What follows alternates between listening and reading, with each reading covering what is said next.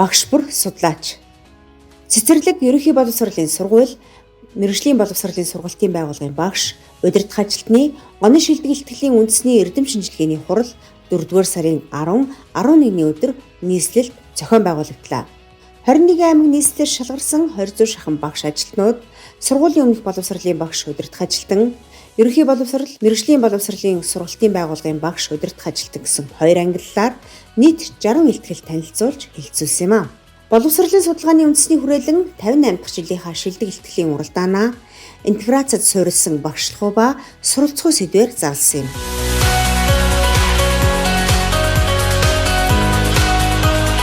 Боловсролын судалгааны үндэсний хүрээлэнгийн ой санамжаас тасралтгүй 58 жилийн турш зохион байгуулсан энэхүү үйл ажиллагааг дурандан ажиглуулах дараах 2 хувиргын өөрчлөлтийг тэмдэглэж болно. Үүнд багшийн тэргуун туршлагыг дэлгэрүүлэх зорилготой эхэлж байсан нь багш удирдах ажилтны судалгааны ажлын ур чадварыг хөгжүүлэх зорилготой болон хөгжиж иржээ. Хоёрдугаарт нь багш нарын тэргуун туршлагыг бусдад мэдээлдэг байсан үйл ажиллагаа нь багш удирдах ажилтны өөрсдийн хүсэл сонирхлоороо оролцож судалгааны бүтээлээ харилцан хэлэлцэх нээлттэй үйл ажиллагаа болон өргөтгсөн байна.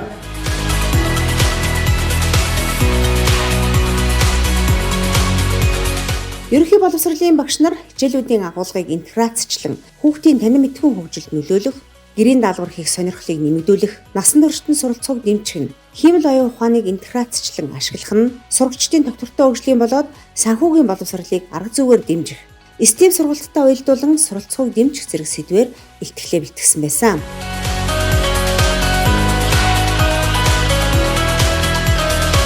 Гэрийн даалгаврыг өөрийнхөө сонгож судлах агуулга, өөрийнхөө сонирхолд тулгуурлан оновчтой зөв багш бид нар бас хүүхдүүдтэй төлөөлж өгөх нь хамгийн чухал юм байна. Нэг сумаар 3 туулаа буудна гэхчээр 3 хичээлийг интеграцлан нэг даалгавраар 3 хичээлийн гэрийн даалгаврыг тооцох боломжийг төрсөн судалгааны үр дүнгээ бид бүхэн энэхүү илтгэлээрээ ерөнхийдөө нэлээд дэлгэрүүлж ярьсан. За тэгээд одоо орчин үеийн хүүхдүүд бол бас сошиалд бол маш идэвхтэй байдаг болсон. Тэгэхээр энэ хүүхдүүдийн сошиал зарцуулж байгаа цаг хугацаа минутыг бас энэ судлагдсан хичээлүүдтэй холбож хичээлд яаж сонирхолтой болох вэ, идэвхтэй сурагч болох вэ гэдэг агуулгаар илтгэлээ бэлтэж хэлэлцүүлсэн байгаа. За сургуулийн өмнөх боловсролын багш нар удирдах ажилтнуудын илтгэлүүд нь хөгжим, үлгэр, шагаан тоглоом, зохиол зэрэгт суйрлан хүүхдийн хөгжлийг дэмжих интеграцчилсан арга, ялгаатай хэрэгцээтэй хүүхдийг мөн аргаар тэгш хамруулах боломж, STEM боловсрол олгох сургалт үйл ажиллагааг дэмжих зэрэг сэдвтэй байсан юм а. За энэ салбарт болохоор сургуулийн өмнөх боловсролын багш удирдах ажилтнууд энэ жилийн хийсэн судалгааныхаа ажлын сэдвийн хүрээнд илтгэлүүдэд бол танилцуулж байна. За энэ дотроос багш нарын сонирхолтой илтгэлүүд юу гэхээр өөртөө сонирхож байгаа чиглэлээрээс одоо жишээл Монгол уламжлалтай холбоотой шагааг ашиглаж сургалтаа яаж үр дүндээ явуулж болж байна. Бусад хичээлүүдтэйгээ судалгаануудаа яаж холбоцуулж байна гэдэг талаар бол багш нар хийсэн илтгэлүүдэд бол хэлэлцүүлж байна. За ер нь бол техник технологийн эрен үе болж байгаа энэ нөхцөлд бол ер нь дэлгэцийн хэрэглэнээс хамаарат ер нь манай Монгол үндэсний энэ шагаан тоглоом маань бас орхигдох ийм зүйл ажиглагдж байгаа учраас бид нар ер нь бол үндэсний маань бахархал болсон энэ тоглоом бол бид нар заавалчгүй дархлаа болдгож авч өв соёлоо болгож авч үлдээх ёстой, үүнийг үргэлжлүүлэн бид нар сэргээх ёстой гэдэг үүднээс энэ сэдвээ бид нар сонгож авсан юм аа. Зохиолын утга санааг зургаар илэрхийлэн ярих чадрыг дэмжих нь энэ сэдвээр хэлэлцээд байгаа юм байна.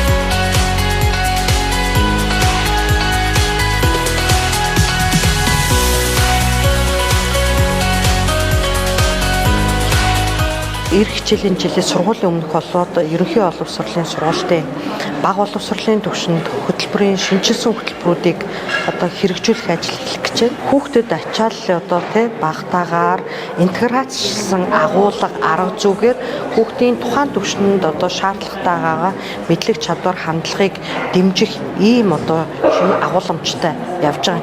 Үүнтэй холбоотой яг хэрэгжиж байгаа хөтөлбөрийн хүрээнд энэ агуулгын болоод арга зүйн талаас нь интеграцчлсан юм туршлагууд манай багш нар дээр ямар байгаа юм бэ?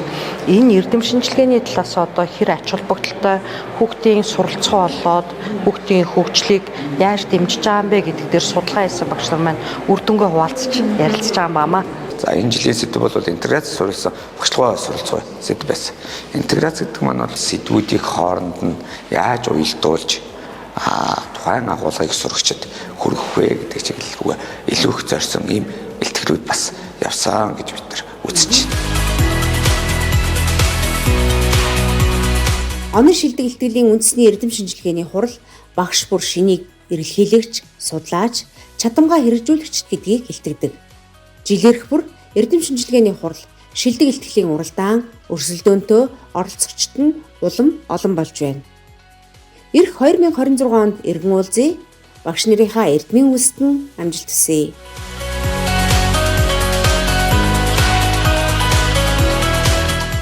За энэ удаагийн манай илтгэлийн сэдэв болохоор хүн байгаль хичээлийг STEM сургалттай уялдуулан суралцагчдын суралцууг дэмжих шийдлэгсэн сэдвтэй илтгэл хэлэлцүүлсэн. За STEM хэрэглэгдэхүүн бол одоо энэ сүүлийн жилүүдэд боловсролын салбарт хүчтэй орж ирж байгаа одоо нэг юм сургалт хөтөлбөр байгаа. Одоо хүмүүст маш энгийнээр тайлбарлах юм бол хүүхдүүдийн маань тоглодог Lego тоглоомтой ижил төстэй. За тэгсэн хэрнээ одоо төрөл бүрийн туршаал, төрөл бүрийн одоо явдаг төхөөрөмж гэдэг юм уу, нэг бол нарны зайгаар ажилладаг гэдэг юмгээд маш олон одоо юм хөлбөртөөр ашиглаж болдог юм сургалтын одоо сонирхолтой юм хэрэглэгдэхүүнүүд байдаг. За манай баг ус сэдвийн хүрээнд сургалтын чиглэлийг интеграцчлах боломж гэсэн сэдвээр илтгэлээ хэлэлцүүлсэн баг. Цэцэрлэгийн хүүхдүүдээр дамжуулаад гэр бүлд нөлөөлөөд одоо шүд угаахтаа аяг хэрэглэх, гараа угаахтаа хүүхэд багаасаа карантаа баг хойжуулж одоо гараа угаах те. За усанд орохдоо шүршүрт орох гэх мэт жижиг хэрнээ чухал агуулгуудыг тусгаж өгөө. Тэгээд өөрийн одоо Баянгарын аймгийн 1-р цэцэрлэгээс гадна Баянгарын аймгийн төвийн 14 цэцэрлэгт туршлагын түгээн дэлгэрүүлсэн тийм үйл ажиллагаа болсон байгаа.